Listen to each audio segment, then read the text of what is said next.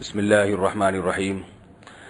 حضرت عائشہ رضی اللہ تعالی عنہ سے روایت ہے، فرماتی ہیں ما رأيت رسول اللہ صلی اللہ علیہ وسلم مستجمعا قط ضاحكا حتى ترى منه لهواته انما كان يتبسم، متفق علیہ۔ حضرت عائشہ رضی اللہ تعالی عنہ فرماتی ہیں کہ رسول اللہ صلی اللہ علیہ وسلم کو میں نے کبھی بھی زور سے قہقہ لگا کر ہنستے ہوئے نہیں دیکھا۔ آپ صلی اللہ علیہ وسلم مسکرایا کرتے تھے۔ اسی سے ملتی جلتی ایک اور حدیث ہے جس میں آتا ہے کہ رسول اللہ صلی اللہ علیہ وسلم کو جب غضب آتا تھا تو اس غضب کے آثار آپ صلی اللہ علیہ وسلم کے چہرے پہ ظاہر ہوتے تھے اور آپ کا چہرہ انار کی طرح سخت ہو جایا کرتا تھا۔ یہ بھی رسول اللہ صلی اللہ علیہ وسلم کے آداب ہیں، اخلاق ہیں کہ غصے کے وقت چہرے سے غصے کا اظہار کرنا اور خوشی کے وقت اپنے چہرے سے مسکراہٹ کا اظہار کرنا۔ آج جب کسی کو غصہ آتا ہے تو وہ گدھوں کی طرح چیخنا شروع کر دیتا ہے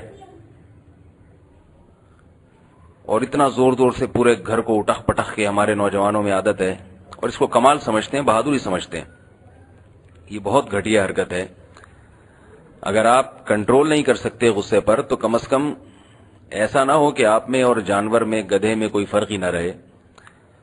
تھوڑا سا اپنے آپ کو غصے میں کنٹرول کرنا چاہیے، اپنی آواز کو کنٹرول کرنا چاہیے، خاص طور پر کسی بڑے کے سامنے غصے کا اظہار کرتے ہوئے یہ دیکھنا چاہیے اس کا مقام کیا ہے، مرتبہ کیا ہے۔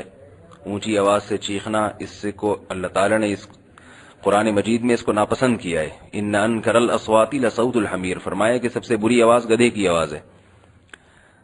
تو سب کو بری لگتی ہے کیونکہ بہت زور سے چیختا ہے گدھا۔ تو اسی سے ملتا جلتا یہ جو دوسری حدیث مسکراتے ہوئے تھے، آج بہت سے لوگ جب کسی بات پہ کوئی ہنسی آتی ہے تو آپے سے باہر ہو جاتے ہیں اور اتنا زور زور سے چیختے ہیں۔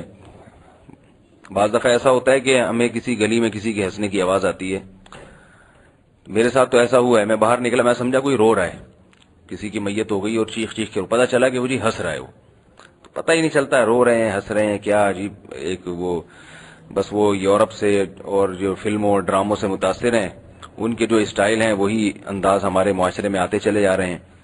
تو ہنسنا بھی ایک طریقے سے ہونا چاہیے، غصے کا اظہار بھی ایک طریقے سے ہونا چاہیے۔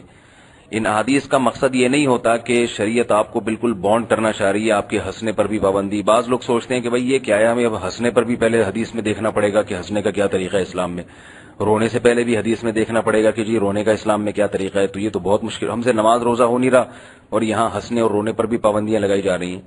تو یہ مطلب نہیں ہے، آپ ہر آدمی کا ہنسنے کا اپنا ایک انداز ہوتا ہے، غصے کے اظہار کا ہر ایک کا اپنا ایک نیچرل طریقہ ہوتا ہے۔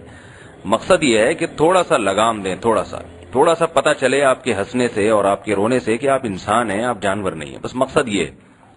باقی یہ نہیں ہے کہ آپ کو ہنسی آئی نہیں، آپ کی آواز ہی نہ نکلے۔